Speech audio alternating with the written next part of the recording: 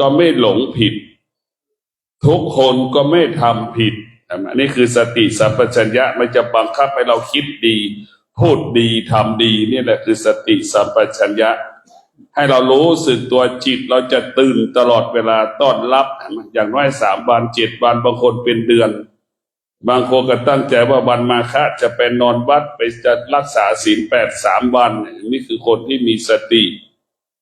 พวกเราต้องมีสติสิ่งน้อยก็คือตัวปฏิบัติธรรมนี่สำคัญที่สุดการปฏิบัติธรรมนี่มันทำให้เรารู้ความจริงพวกเราต้องมีสตินี่คือความจริงพระพุทธเจ้าสรรเสริญพระพุทธเจ้าสรรเสริญเรื่องการธรรมะปฏิบัติสรรเสริญเรื่องธรรมะภาคปฏิบัติที่สิ่งมันหอมในจมูกเราพอลิ้นไปแตะอาหารลิ้นมันปฏิเสธเช่นเดียวกันนะว่าฟังมากหลงมากเพราะเขาไม่ให้ฟังมากไปให้ปฏิบัติให้จะรู้ตัวเองเหมือนเราเจ็บป่วยนั่นแหละเราจะรู้จักรักษาตนเองเด็กก็ตายอายุน้อยก็ตายคนแก่ก็ตายความตายไม่มีอายุไม่ได้เลือกว่าอายุน้อยอายุแก่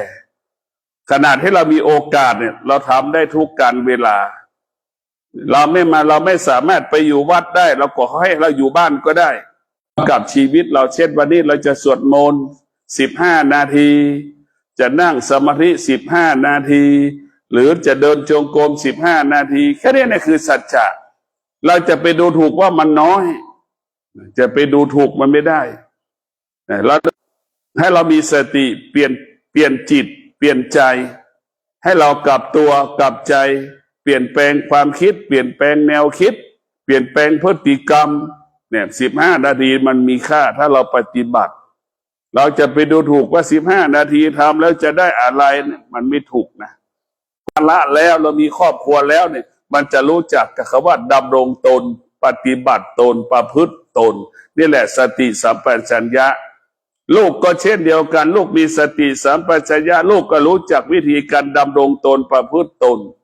ทำยังไงไม่ให้แม่โมโหทำยังไงไม่ให้แม่หงุดหงิดสำรวมอดทนวิริยะภาคเพียรอย่างเงี้ยพ่อแม่ที่มีสติสัมปชัญญะแล้วดูร้อนประกอบอาชีพก็อยู่ได้แล้วดูหนาวประกอบอาชีพก็อยู่ได้นะมีสติสัมปชัญญะในการปฏิบัติหน้าที่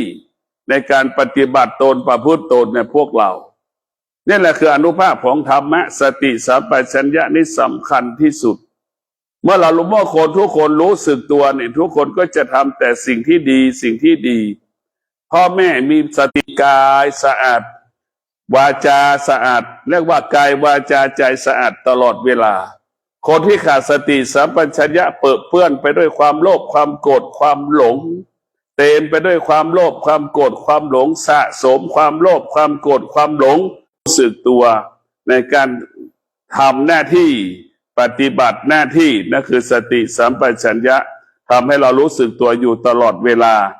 เพราะนั้นเมื่อเรามีสติสัมปชัญญะเราทำงานบรรลุเป้าหมายทำงานเราบรรลุเป้าหมายใช้ทรัพย์ให้เป็นประโยชน์คนที่มีสติสัมปชัญญะรักษาทรัพย์ให้เกิดยาวนานที่สุด